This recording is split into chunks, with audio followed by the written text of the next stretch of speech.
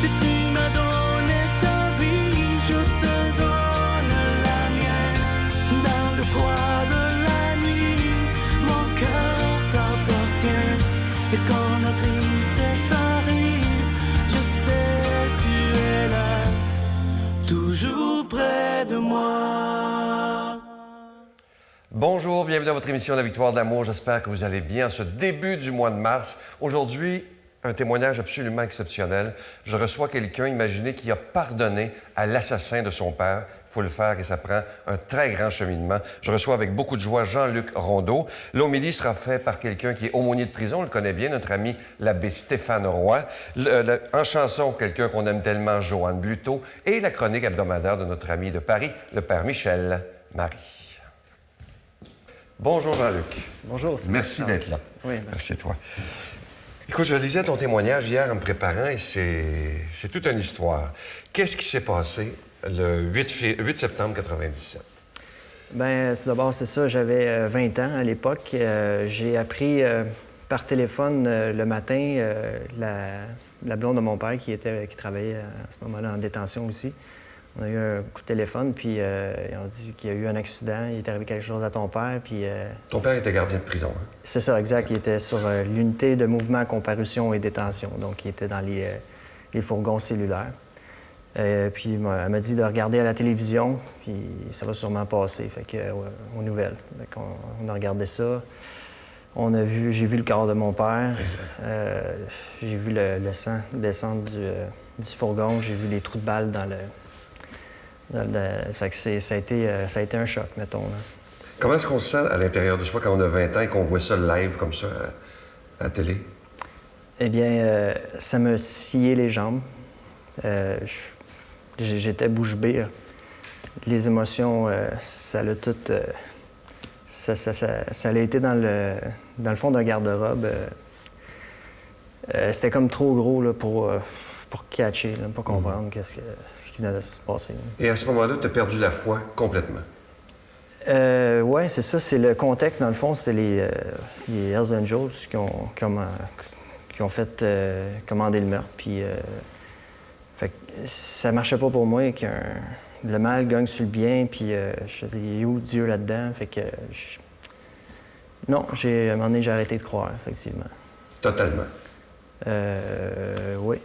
Jusqu'au jour où, à un moment donné, j'ai repris mon casier postal à mon cher papa des cieux. Ça, c'est, dans le fond, des lettres qu'on écrit à Dieu. Puis, quand j'ai ouvert ça, j'ai comme ressenti le pardon de Dieu de m'être éloigné de lui.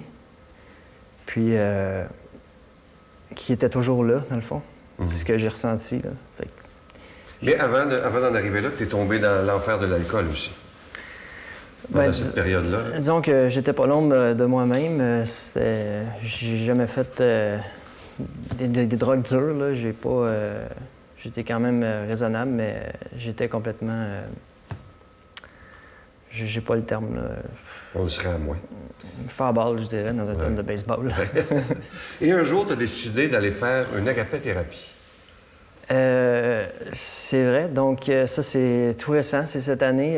Je vais dire, par contre, il y a eu le premier procès, si on revient dans le temps.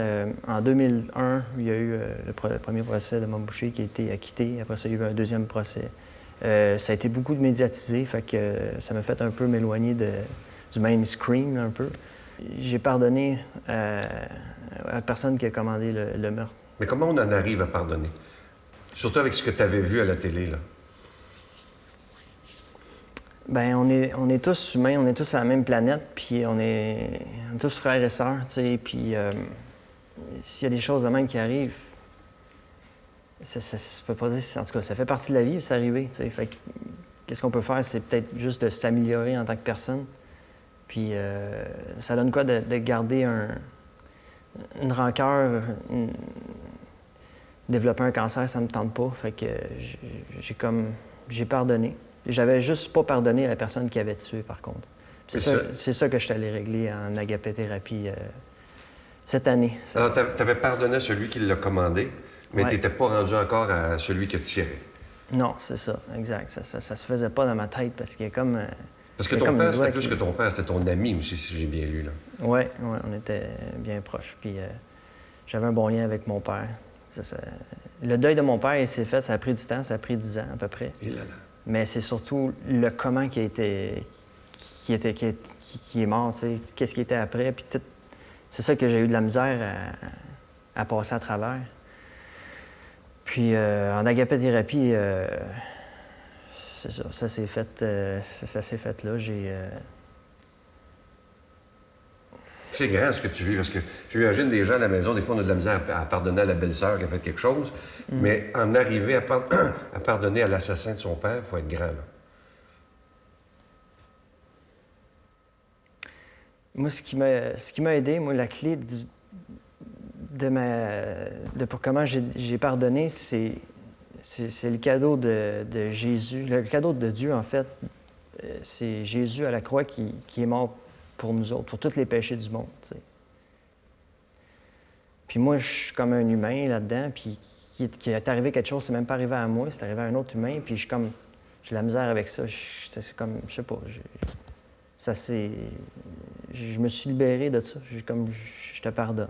Tu sais, tu fais partie de toute la gang que Jésus a pris à la croix, là. Et je vais te demander une question délicate. Parce qu'on sait qu'il y a beaucoup de gens en prison qui écoutent l'émission. Si par hasard, je ne crois pas au hasard, les personnes qui ont fait que ton père est décédé sont à l'écoute, qu'est-ce que tu auras à leur dire? Bien, Dieu les aime, puis essayez de libérer vos consciences, puis libérez-vous de vos péchés. Dans le fond, ces gens-là, ils ont juste un manque d'amour qu'ils ont vécu à travers leur vie, puis ça serait, dans le fond, c'est ça, juste que Dieu les aime. Mais est-ce que tu es... Je t'écoute, là, puis ça m'émeut. Est-ce que tu es conscient de ce que tu dis, comment c'est beau? Tu dis à un assassin, Dieu t'aime. Je suis sûr que les gens à la maison réagissent et tu nous fais réagir et c'est magnifique, là. Mais surtout que tu es le fils qui a perdu son père et capable de dire ça. Ça prend un cheminement assez spécial, là. Il n'y a personne de parfait, c'est pour ça qu'on est sur Terre, je pense. Puis on peut toujours s'améliorer en tant que personne. Puis voilà. D'où te vient cet équilibre-là? Les gens qui ont prié pour moi, je crois en Dieu. C'est l'amour universel. Il y en a, quand j'étais à un moment donné non-croyant, mais j'étais allé voir d'autres religions pour m'intéresser un peu aux bouddhistes, l'hindouiste. J'ai vu qu'il y a des gens qui faisaient des belles choses. J'ai rencontré Amma, qui, elle fait des câlins, elle offre des étreintes à tout le monde, elle fait des œuvres humanitaires, elle construit des hôpitaux, des orphelinats, elle a construit des villages pour des sans-abri. Je trouve qu'il y a de l'amour sur Terre, tu sais, puis pas juste dans une région. Puis j'étais bien accueilli là-bas en tant que chrétien, tu sais. Ils m'accueillaient, puis je respectais eux autres. Ça fait des années que ça dure, puis ils ont l'air heureux, tu sais. Correct.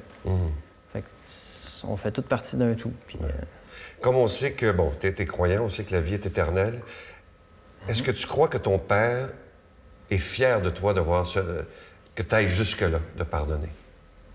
Est-ce que tu y penses parfois? Sa réaction? je me parle de ça, c'est comme dans les premières années du décès, c'était pas la volonté de Dieu qui se passait, puis je le sentais que c'était pas non plus ce que mon père aurait voulu qu'il se passe. C'est sûr. Puis, j'ai cheminé beaucoup, puis c'est sûr que c'est comme mon ange gardien quelque part, là.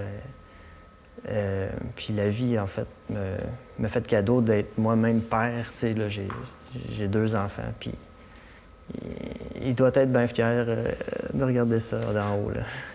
Je le dis, est-ce que c'est vrai que quand tu t'en vas travailler, tu prends le temps de dire le chapelet? Oui, Tous les jours. j'essaye d'être assidu, mais c'est tellement... Tu sais que c'est rare d'un homme de ton âge, là. T'as quel âge? Là, j'ai 41. Hey, c'est rare, là, quand même. Ouais. Ben oui, j'écoute ça, les gens sont fermes dans leurs croyances, puis je trouve que ça me réconforte, ça me donne de la force, puis j'arrive à job, puis j'ai une bonne énergie, là, tout simplement. C'est incroyable. Écoute, je t'écouterais, tu me donnes beaucoup de leçons aujourd'hui sans t'en rendre compte. puis aux gens à la maison, je pense. Et avant d'écouter la chanson, qu'est-ce que ça... Je sais que c'est très important, la chanson qu'on va entendre de Joanne. Prendre le temps, c'est ça? En le temps, oui. Qu'est-ce que ça représente pour toi? Bien, c'est l'année que mon père est décédé, tout était brusqué, puis c'était arrivé en septembre. Puis à fin septembre, la dernière fin de semaine du mois de septembre, en face du Parlement, il y avait un commemorial, c'était une cérémonie commémorative pour tous les travailleurs de l'État qui sont morts en service, puis il y en avait 6 cette année-là. Fait qu'il y avait une grande chorale qui ont chanté ça sur les marches du Parlement. Il y avait des parades de cornemusiers puis plein de corps de police qui passaient. Il y a eu un coup de canon, ça m'a comme vraiment marqué, ce chant-là, là, puis il est tellement beau, là, je trouve. Oui, là. tout à fait. Fait que, ouais. En tout cas, avant d'écouter la chanson, je veux juste dire aux gens, ça me fait penser à ça, toi, tu as perdu ton père d'une façon tragique, rapide, mais qu'il ne faut donc pas avoir peur de dire « je t'aime » aux gens pendant qu'ils sont vivants, parce qu'on ne sait jamais quand ils peuvent partir. C'est tout à fait vrai. Merci d'être discuté, mon cher. Et on écoute cette chanson qui va nous faire du bien. Prends le temps, interprétée par Joanne Bluteau.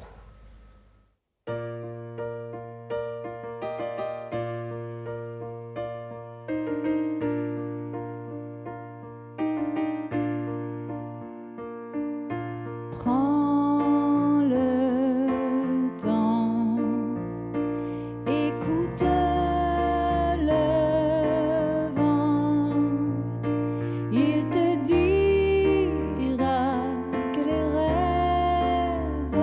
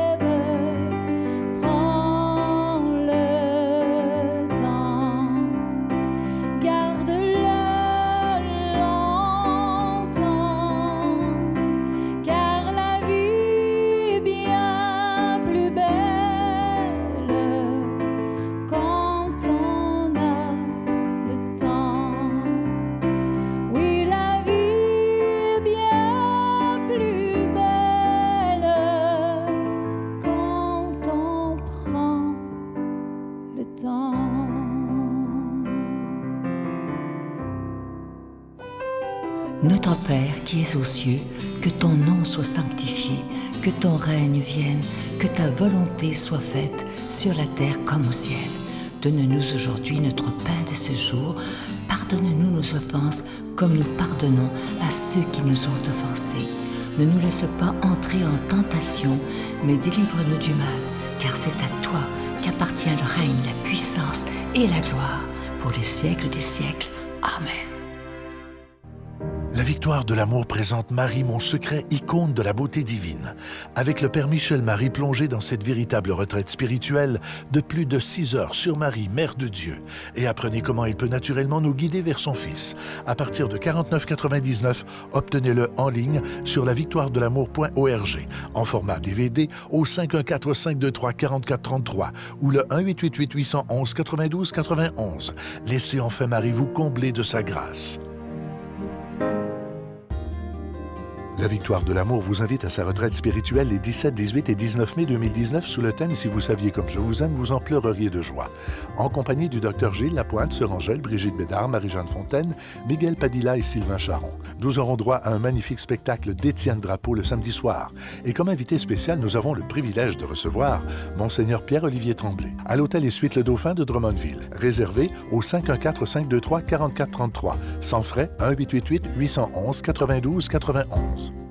En cette période du carême 2019, vous savez, comme à chaque année, il n'y aura pas de cadeau du mois. Vous savez que normalement, avec un don de 25 $, on vous envoie en guise de remerciement un cadeau du mois. Et dans le carême, le plus beau cadeau qu'on peut vous faire, c'est que cette émission puisse continuer pour des dizaines et des dizaines d'années. Ça fait déjà 24 ans que l'émission La Victoire de l'amour existe. Et ce que je vous demanderais en ce mois de mars, en ce mois du carême, c'est de donner gratuitement, sans rien attendre en retour, en disant « Seigneur, moi, je veux que ta parole soit annoncée. » Et c'est très beau sur le panneau, ce qui est écrit, c'est le Seigneur qui nous dit « Je compte sur toi pour annoncer ma parole. Merci de tout mon cœur. » Et c'est signé Jésus. Moi, je vous fais confiance totalement.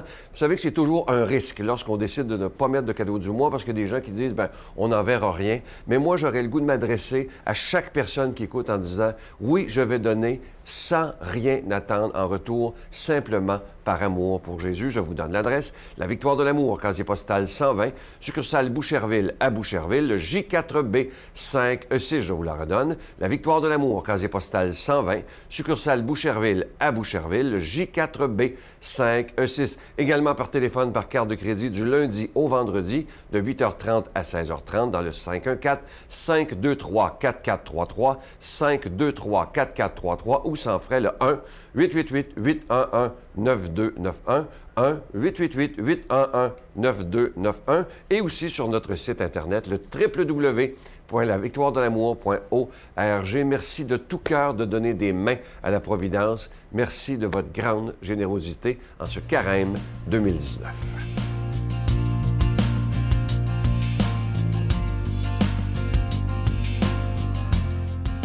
Chers amis, bonjour.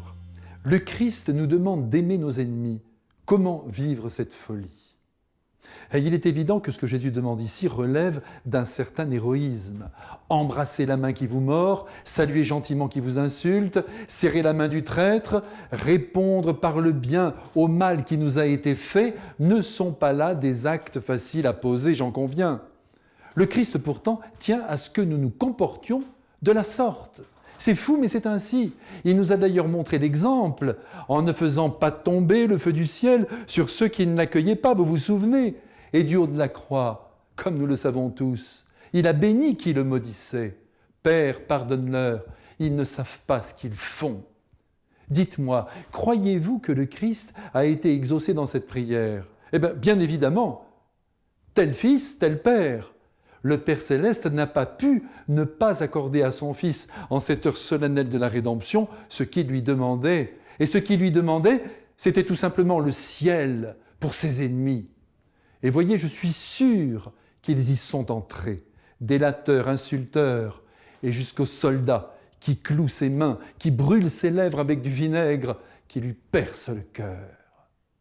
Si Jésus nous demande d'être bons avec les méchants, c'est bien sûr pour que notre capacité d'amour se développe en se portant vers qui ne le mérite pas, mais aussi parce que nos ennemis peuvent ne pas le rester.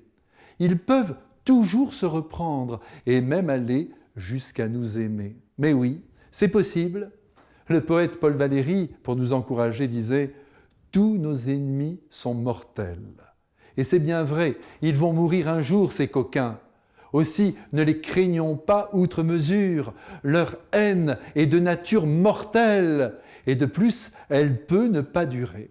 Sous le coup de notre gentillesse, de notre bienveillance, elle peut se transformer en amour.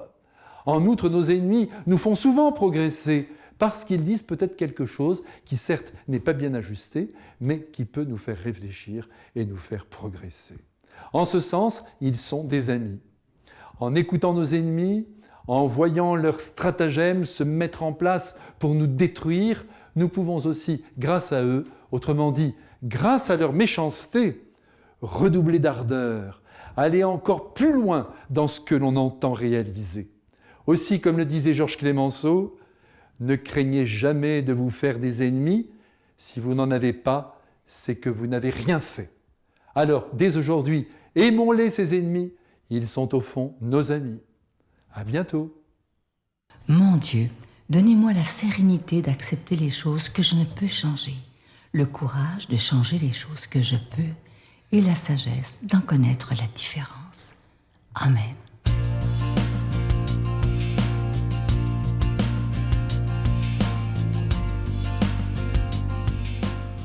Bonjour à toi aujourd'hui. Évangile de Jésus-Christ selon saint Luc. Il leur dit encore une parabole. Un aveugle peut-il guider un autre aveugle? Ne vont-ils pas tomber tous les deux dans un trou? Le disciple n'est pas au-dessus de son maître, mais une fois bien formé, chacun sera comme son maître.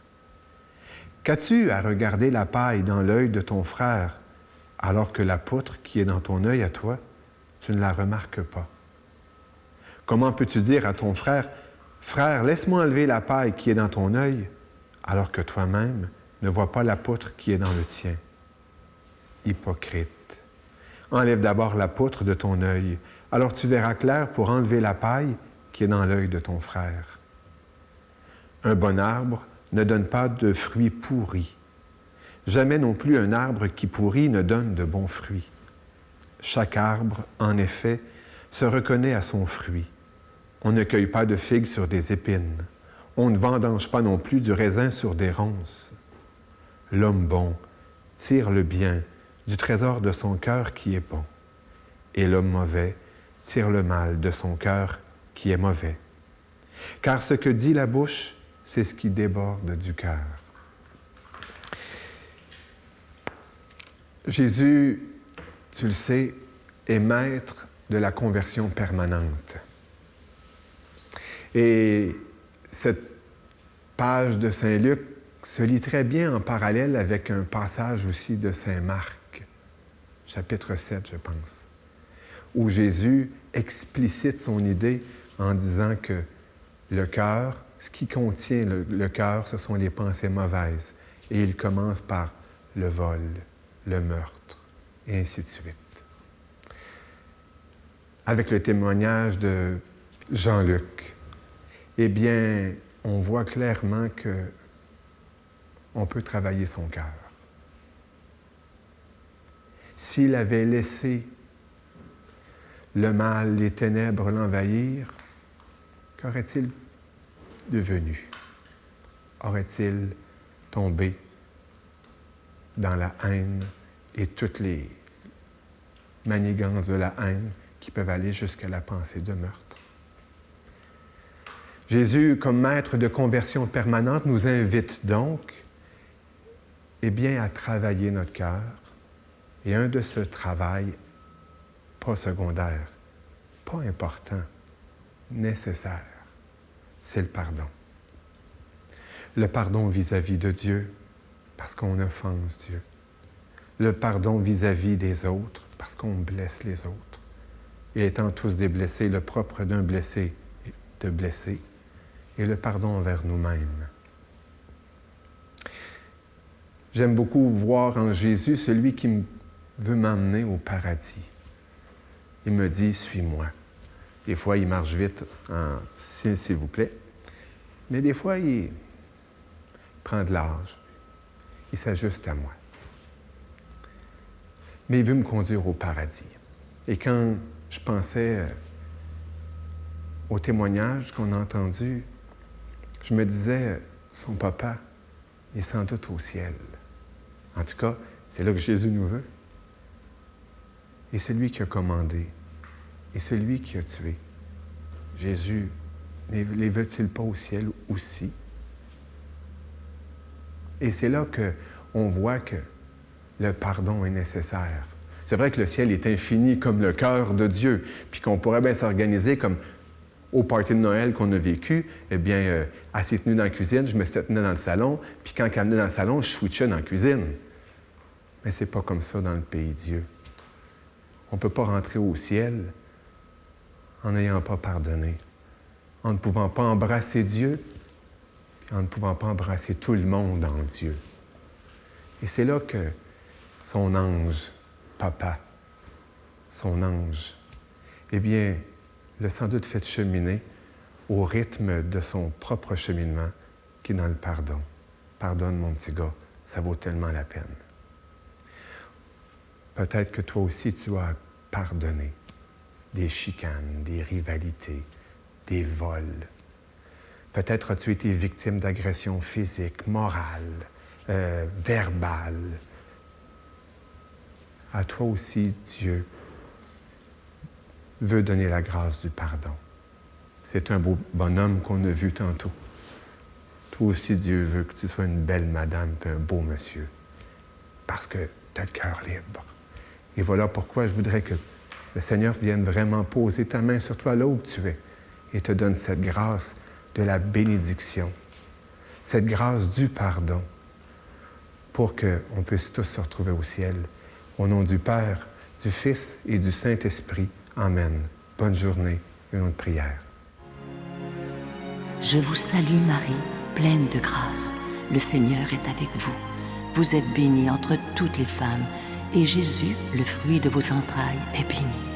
Sainte Marie, Mère de Dieu, priez pour nous pauvres pécheurs, maintenant et à l'heure de notre mort. Amen.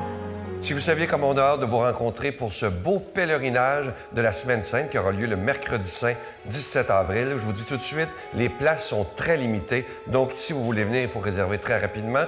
Tout d'abord, il y a des autobus, je vais vous donner les villes tantôt, qui partent d'un peu partout au Québec pour tout d'abord se rendre à l'église Saint-Patrice de Magog, où on va tous dîner ensemble. C'est l'abbé Donald Thompson qui nous accueille. L'abbé Claude Paradis sera avec nous également, le prêtre de la rue. Ensuite, tous ensemble, on s'en va à l'abbaye de Saint-Benoît-du-Lac, là où ma vie a changé, là où la vie de Brigitte Bédard a changé. Nous serons là, évidemment. Et là, on va vivre des beaux moments. On va nous expliquer d'abord l'historique de l'abbaye de Saint-Benoît-du-Lac. Ensuite, un moine va nous expliquer c'est quoi la vie d'un moine, qu'est-ce que ça fait dans une journée. Ça va être passionnant. Mini-récital de chants grégoriens. Si vous saviez comment c'est beau, moi, ça me fait pleurer, ces chants-là. Et ensuite, célébration eucharistique avec l'abbé Donald Thompson et l'abbé Claude Paradis dans la chapelle de l'abbaye. Moi, comme je vous dis, ça a changé ma vie il y a 24 ans. Et vous allez voir, il se passe de beaux petits miracles là-bas. Alors, je vous rappelle que les villes d'où les autobus vont partir. Alors, tout d'abord, Drummondville, Gatineau, Granby, Laval, Longueuil, Montréal, Québec, Sherbrooke, Saint-Hyacinthe, Valleyfield, Bois-Franc et Lanaudière. Tout ça, évidemment, le dîner est compris, le souper est compris, toutes les activités, le transport en autocar de luxe et le tout à partir de 149 $. Je vous donne le numéro de téléphone pour réserver, le 1-877-277-4412.